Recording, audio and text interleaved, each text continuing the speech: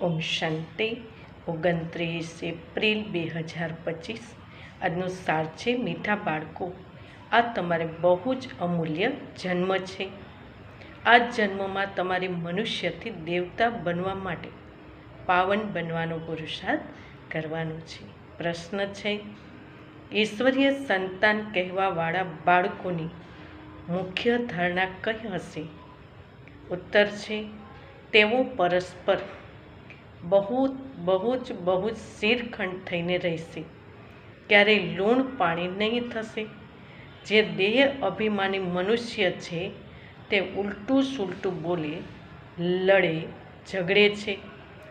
આ બાળકોમાં તે આદત ન હોઈ શકે. અહીં તમારે દેવી ગુણ ધારણ કરવાના છે, કર્માતીત અવસ્થા પ્રાપ્ત કરવાની છે. ઓમ શાંતિ.